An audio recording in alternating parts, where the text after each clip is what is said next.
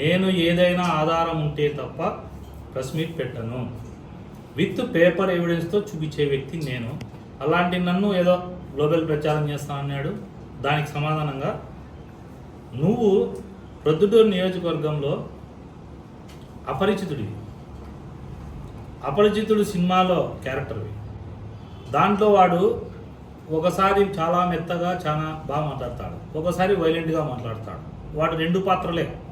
కానీ మన రాచమల్లు ప్రసాద్ రెడ్డి గారికి 5 పాత్రలు ఉన్నాయి. ఒకటి ఆయనకు 2 సరిపోవు.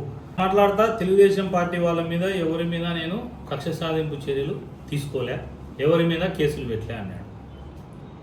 ఇది అపరిచితుడు 1, 2, 3, 4, 5 ఆయన చెప్పాలి. నా మీద నువ్వు అక్రమంగా కేసులు పెట్టి లేదా?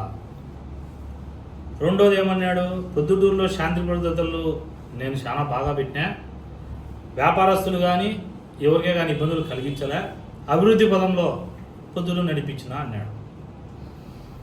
ఆయన పాపం ఆయన ఫ్లాష్ బ్యాక్ చూపించాలా, ఎందుకంటే ఈ చూపించకపోతే ఆయన మళ్ళీ దీన్ని నిజం అనుకుంటాడు. ఇది మా ఇంటి మీద రాళ్ళ దాడి చేసినప్పుడు ఇది ఎవరు, ఇల్లు ఇక్కడ తొడలు కొట్టేది ఎవరు, చెప్పులు చూపించింది ఎవరు, ఇళ్ళ మీదకి రాళ్ళు వేసింది ఎవరు, మళ్ళా నీతి వాక్యాలు అపరిచితుడు వాక్యాలు ఏం చెప్తున్నాడు, ఇళ్ళ మీద దాడి చేయకూడదు, చాలా శాంతి కాముకుని నేను, ఇట్లాంటి వీళ్ళు ఎవరు చేయకూడదు, ప్రవీణ్ ఇంటి మీద కూడా దాడి చేయకూడదు, ఇంట్లో ఆడవాళ్ళు ఉంటారు, ఇంట్లో పిల్లలు ఉంటారు, మహిళలు ఉంటారు, నీచమైన చర్య అయింది అన్నాడు. ఇదేంది నాయన? కౌన్సిల్ హాల్లో పాపం ఇర్ఫాన్ బాషా కౌన్సిలర్ను, కౌన్సిల్లో నీ బామ్మ దాన్నే ఉన్నాడు. ఇర్ఫాన్ బాషాను చూడండి దాడి ఎట చేయించినావు. వా ఏంది పొద్దుటూరులో ఎంత శాంతిని కోరుకుండే రాచమల్ల ఈ దాడులు చేయించేది. ఆ టైంలో పసిపిల్లలు తాగే పాలు వ్యాపారస్తుల కాడ లెక్క తీసుకొని కమిషనర్ రాధా వ్యాపారస్తులు ఇబ్బంది పెట్టలే అంటాడు. కొండారెడ్డి గారికి నాకు ఏదో వాటాల్లో తేడాలు వచ్చినాయంట, మేమిద్దరం ఒకటి ఆధిపత్యం కోసం, ఒకటి ఏంది అని చెప్పింది వాటాలు పంచుకోవడం, మా ఇద్దరికి ఆదాయంలో తేడాలు వచ్చినాయంట. నాయనేమో ఆయన వ్యాపారస్తుడుగా స్వామి, ఆయన నా భాగస్వామ్యం కాదు, నాకు ఆయనకేం వ్యాపార లావాదేవీలు లేవు. అసాంఘిక కార్యక్రమాలు ఎప్పుడు తెలుగుదేశం పార్టీ మా నాయకుడు చంద్రబాబు నాయుడు గారు కానీ లోకేష్ బాబు గారు కానీ అసాంఘిక కార్యక్రమాలు ఒప్పుకోరు. నీకు డౌట్ ఉంటే నాకు చెప్పి పంపి, పలానా వ్యక్తితో నేను చెప్పి పంపించిన ప్రవీణ్ దీని మీద ఏం చేయాలంటే ఆ రోజు ప్రెస్కి వచ్చి చెప్పు నాకు సంబంధం ఉందని, నువ్వు చెప్పు నేను ఆపిస్తా. అసాంఘిక కార్యక్రమాలకు నువ్వు బిగ్ బాస్ వారు అధికారం ఉన్నప్పుడు నువ్వు క్రికెట్, జూదము, మట్కా, గుట్కా అన్నీ జరుపుకునేవు కాదా? చెప్పు, నువ్వు చెప్పు కాదా? వచ్చి ప్రమాణం చేస్తావా? లేకపోతే ఎక్కడైనా ఒక డిబేట్కు రా, కూర్చొని మాట్లాడదాం, నువ్వేం చేసి చెప్తా. ఇసుక చౌడూరు దగ్గర అక్రమ రవాణా జరుగుతా అంటే నువ్వు 1.5 నెలల తర్వాత చెప్పినావు. నేను అడిషనల్ ఎస్పీ గారికి నీకంటే నెల ముందే కంప్లైంట్ చేసిన. నేను ఒకటే చెప్తానా, నా ఇంటి మీదకి మనుషులను పంపించే నువ్వు ఇంట్లో కూర్చున్నావు పొద్దు మాజీ. ఇప్పుడు నా ఇంటి మీదకి పంపించినోడు కూడా మాజీ ఇంట్లో కూర్చుంటాడు.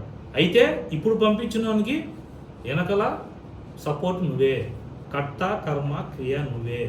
ఈరోజు మీ ఇద్దరి చీకటి ఒప్పందం వల్ల నా పైన మరోసారి దాడి చేయాలని చూసినారు. అయినా డోంట్ కేర్. ఎస్ఎస్ మాల్ది ఇది నోరెత్తాడు.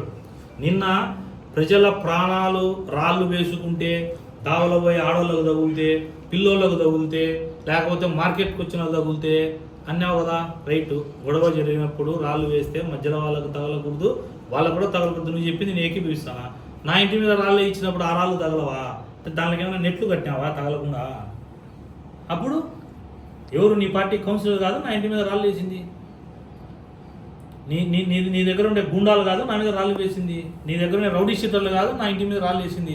అప్పుడు మా ఇంట్లో మా అమ్మ లేదు, నా భార్య లేదు, పిల్లలు లేరు, నేను ఒక్క నిన్నే. ఇప్పుడు ఏందో వేదాంతాలు చెప్తున్నాడు. పిల్లలు ఉంటారు, ఇళ్ళ మీద నీచమైన చర్య అన్నావు. అది నేను ఇప్పుడు కూడా చెప్తున్నా. ఇప్పటి వరకు ప్రొద్దుటూరు రాజకీయాల్లో అలాంటి నీచమైన చర్య చేసిన వ్యక్తులు మీరిద్దరే. ఎందుకు చెప్తానంటావా? నువ్వు అదే స్కూల్లో పాలిటిక్స్ చదువుకొని వచ్చినావు. ఎవరైతే నీ గురువు ఉన్నాడో, నీ గురువు అని చెప్తావు చూడు, ఆ స్కూల్లో నువ్వు రాజకీయ ఓనమాలు నేర్చుకొని వచ్చినావు. ఆ స్కూల్లో నుంచి వచ్చినావు. నీకు ఇంకా గురువుకి ఏది ఉంటే శిష్యుడికి ఆ బుద్ధులు ఉండకుండా కొత్త వచ్చాయి. నేను ఇప్పుడు అనుకుంటే మళ్ళా చెప్తానా, నాకు 15 నిమిషాల టైం ఈ నిమిషం నుంచి 15 నిమిషాల్లో నేను ఇంటిపైన దాడి చెప్పగలను. కానీ మా రమాకు ఉంటుంది ఇంట్లో, పిల్లోళ్ళు ఉండొచ్చు, మీ కూతుర్లు ఉండొచ్చు, మీ బంధువులు ఉండొచ్చు, మహిళలు ఉండొచ్చు. నాకు సంస్కారం ఉంది కాబట్టే నేను చేయలే. అదేదో హీరోయిజం మగతనం అనుకుంటారు, ఏదో ప్రవీణ్ రెడ్డి మీద దాడి చేయకపోయినా అది చేసినామని. ఈ దాడులకు వీళ్ళకు భయపడేవాడిని అయితే రాజకీయాలకి రాను.